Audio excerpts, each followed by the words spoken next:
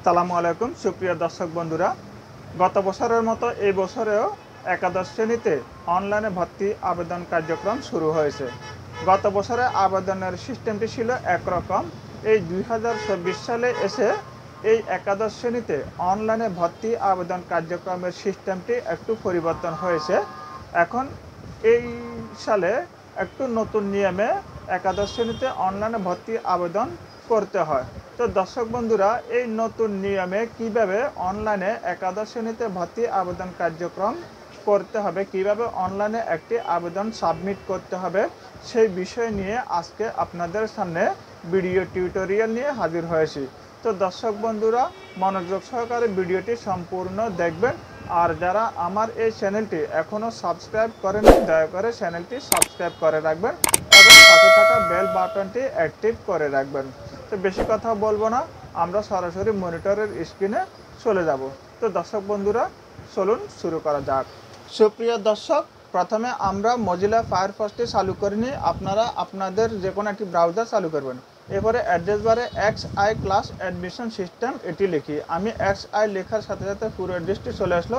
Enter দেওয়ার সাথে সাথে আমাদের এই ওয়েবসাইটটি খুলে গেল। এখানে লগ ইন বাটনে ক্লিক করে লগ ইন করতে হবে যদি আগে থেকে রেজিস্ট্রেশন করা থাকে। আর যে রেজিস্ট্রেশন করা না থাকলে সাইন আপ বাটনে ক্লিক করতে হবে রেজিস্ট্রেশন করার জন্য। আমি সাইন আপ বাটনে ক্লিক করলাম রেজিস্ট্রেশন করার জন্য। এখন আমাদেরকে এখান থেকে বছরের ঘর থেকে আমাদেরকে পাশের বছর নির্ধারণ করে দিতে হবে। আমি এখান থেকে পাশের বছর নির্ধারণ করে দিলাম। এইবার উপরে যে রোল নাম্বারের ঘর রয়েছে, রোল নাম্বারের ঘরে স্টুডেন্টের রোল নাম্বারটি, অর্থাৎ স্টুডেন্ট যেই অ্যাডমিট কার্ড দিয়ে পরীক্ষা দিয়েছে সেই রোল নাম্বারটি এখানে টাইপ করতে হবে। তো বন্ধুরা, আমি এখানে রোল নাম্বারটি টাইপ করে দিচ্ছি।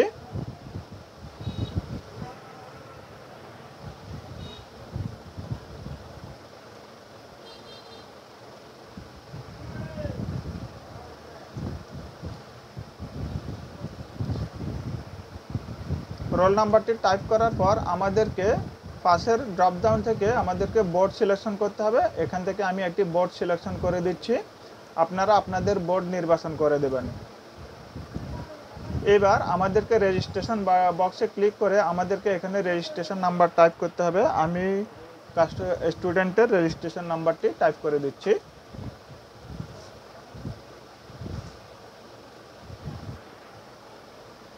রেজিস্ট্রেশন নাম্বারটি টাইপ করার পর এইবার আমাদেরকে একটি মোবাইল নাম্বার দিতে হবে। স্টুডেন্টের একটি মোবাইল নাম্বার দিয়ে দিতে হবে, এখানে অ্যাক্টিভ মোবাইল নাম্বার। আমি এখানে একটি মোবাইল নাম্বার টাইপ করে দিচ্ছি।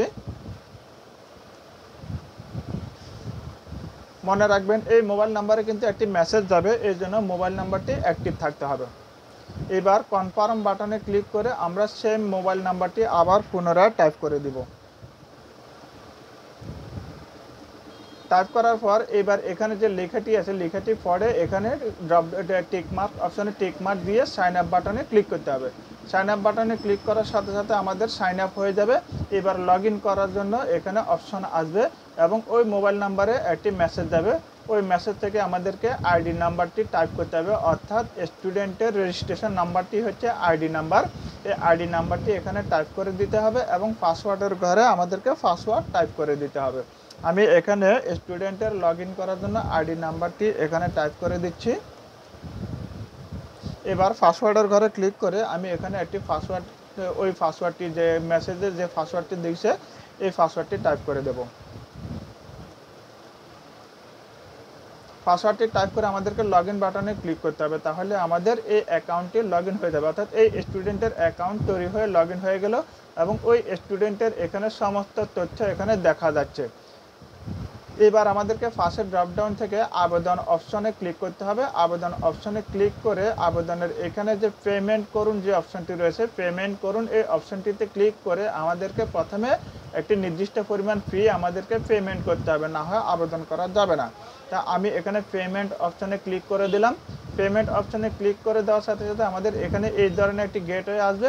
আমরা দুই পদ্ধতিতে পেমেন্ট করতে পারি, এক হচ্ছে সোনালী ব্যাংকের মাধ্যমে এবং দুই আপনার মোবাইল ব্যাংকিংয়ের মাধ্যমে। আমরা মোবাইল ব্যাংকিংয়ের মাধ্যমে করবো, এই জন্য দ্বিতীয় অপশনটি নির্বাচন করলাম।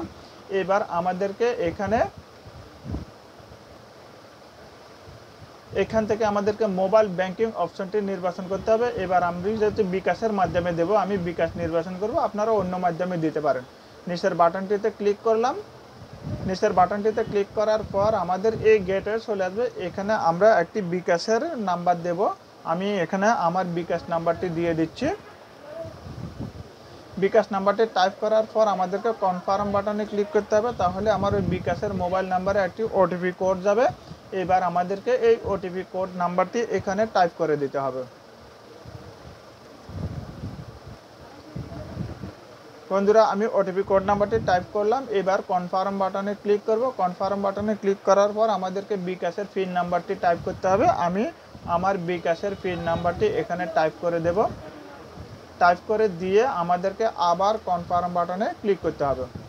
আবার কনফার্ম বাটনে ক্লিক করার সাথে সাথে আমার অ্যাকাউন্ট থেকে 151 টাকা 98 পয়সা, প্রায় 152 টাকা কেটে নেবে। এবার আমাদেরকে এই ধাপে নিয়ে আসা হবে। এই ধাপে নিয়ে আসার পর এবার আমাদেরকে আবেদন জমা দিতে এগিয়ে যান এই বাটনটিতে একটি ক্লিক করতে হবে। এই বাটনটিতে একটি ক্লিক করলে আমাদের এই অপশন চলে আসবে। এখানে এবার আমাদেরকে কলেজ নির্বাচন করতে হবে। এর জন্য আমাদেরকে প্রথমে বোর্ড নির্বাচন করতে হবে, তারপরে জেলা বক্স থেকে জেলা নির্বাচন করতে হবে, তারপরে উপজেলা থেকে আমাদেরকে উপজেলা নির্বাচন করে দিতে হবে। এরপর এই উপজেলায় যে কলেজগুলো রয়েছে সেই কলেজগুলোর নাম এখানে শো করবে। এখানে অপশানে ক্লিক করলে আমার কলেজগুলোর নাম দেখা যাচ্ছে। আমি এখান থেকে একটি কলেজ চয়েস করলাম এবং এই কলেজটি চয়েস করার পর নিচে আমাদের যে 2-3টি গ্রুপ দেখা যাচ্ছে, অর্থাৎ আমি যে গ্রুপগুলোতে আবেদন করতে পারবো সেই গ্রুপগুলো এখানে দেখাবে। সেই গ্রুপের পাশে যে প্লাস আইকনে ক্লিক করলে আমাদের ডান পাশের যে লিস্ট আছে লিস্টে এসে জমা হবে। বন্ধুরা দেখেন, আমার এখানে লিস্টে এখানে জমা হয়ে গেছে।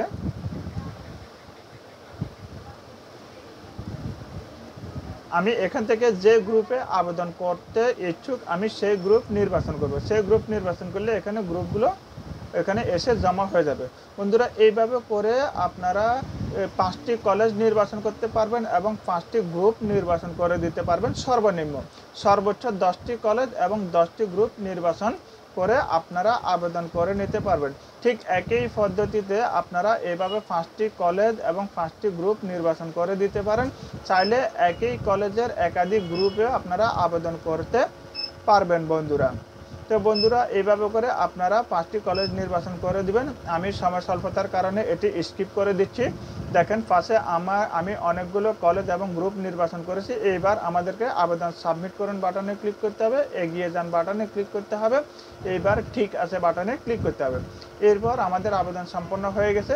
এবার আবেদনের কপিটি ডাউনলোড করার জন্য ডান পাশে পিডিএফ ডাউনলোড বাটনে ক্লিক করলে আমাদের আবেদনটি পিডিএফ আকারে ডাউনলোড হয়ে যাবে। এইবার আমরা পিডিএফ ফাইলটি আমরা প্রিন্ট আউট করে নিতে পারি। এই দেখেন বন্ধুরা, এই হচ্ছে আবেদনের পিডিএফ কপি। তো সুপ্রিয় দর্শক বন্ধুরা, দেখলেন নতুন নিয়মে কিভাবে একাদশ শ্রেণীতে অনলাইনে ভর্তি আবেদন করতে হয়। আপনারা এই নিয়ম অনুসরণ করে একাদশ শ্রেণীতে ভর্তি আবেদন করতে পারবেন। আশা করি ভিডিওটি আপনাদের উপকারে আসবে। যদি ভিডিওটি উপকারে আসে তাহলে ভিডিওতে অবশ্যই একটি লাইক দিবেন। সামনের কোনো ভিডিওতে আবার দেখা হবে আপনাদের সামনে। এই পর্যন্ত এখানে শেষ। আল্লাহ হাফেজ।